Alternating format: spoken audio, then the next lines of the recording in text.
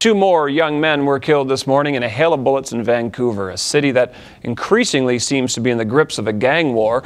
Vancouver police say today's shootings had all the hallmarks of a gang hit. The two men were shot to death as they sat in their car waiting to make a left turn. 4 people have now died in gun violence in Vancouver in less than a week. Vancouver police gave an update just a short time ago.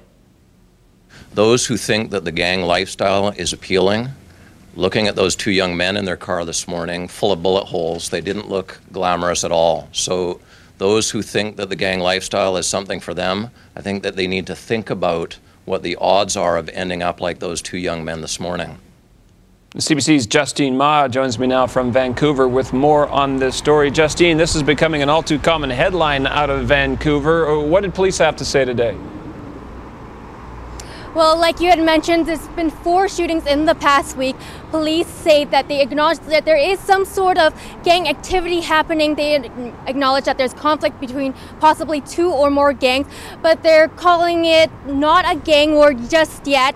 They say they have all the markings of a gangland slaying today. The 2 victims were known to police and they were involved in criminal activities. All right. I don't know what sort of trigger they wait for to call it a gang war, but this week has been bad. It's been bad in, well, past weeks as well. It seems over the last month we've heard of a number of incidents in Vancouver. When they talk about putting together a gang task force, what is it that they hope to do? Is it reaching out to the community? Is it street side work? Do they talk at all about how they're actually going to try to make some kind of a change?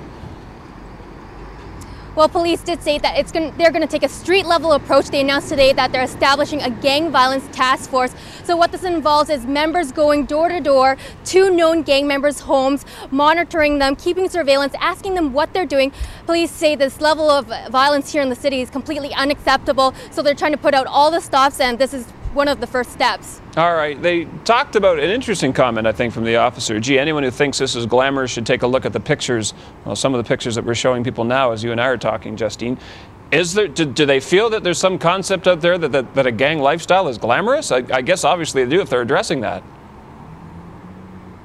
Well, police acknowledge that a lot of people might be attracted to this lifestyle with all the money, the cars, and so they say that they're discouraging young people from going into this lifestyle because these are some of the repercussions they can face if they enter into this lifestyle. 4 shootings in the last week. Sure. 4 dead on the city streets of Vancouver. Justine, quite a story. We'll keep on top of it. Thanks for the update. Appreciate it.